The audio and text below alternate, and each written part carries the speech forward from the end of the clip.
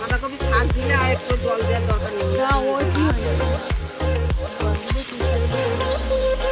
আমি তো বাঁধাকপি তরকারি করলে আমি কোনদিন জল দিই বাঁধাকপির জল আর ওই হালকা একদম আস্তে করে দেবো গ্যাস আর ওই ঢাকা দিয়ে দিয়ে রান্না করবো। যে ভাপের জলটা নাবে তুমি জলই দিই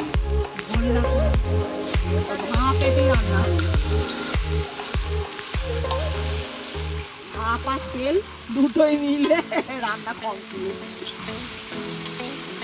সেই তরকারি খেতেও ভালো লাগে।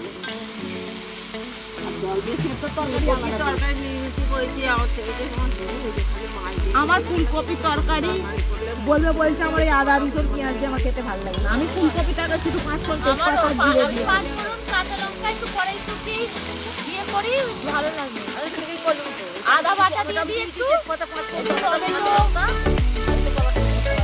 আমি তো কালকে করেছিলাম। আমার এখন আদা দিয়ে তরকারি একটু আদা হবে তারপর ললিপপ পাবো। অ্যালপেন্ডিবেল আছে ললিপপ আছে কোনটা খাবি? ললিপপ আগে আর আমার বলে আয় হামদে তারপর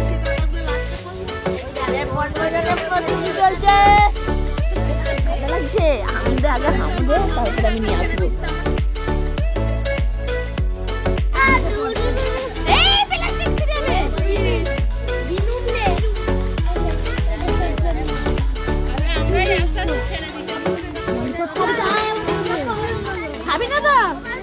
খাবি না তো তাহলে সুবিরকে দিয়ে দিই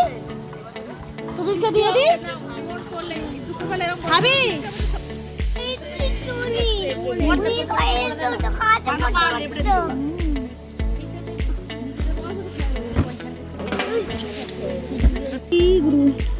রাধে রাধে বলো রাধে হরে কৃষ্ণ হরে কৃষ্ণ একটুখানি গিয়ে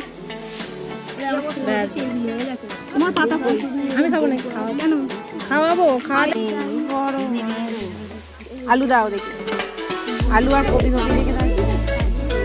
হ্যাঁ ওইখানটা দিয়ে দাও ওইখানটা দিয়ে দাও বেশি তরকারি লাগবে।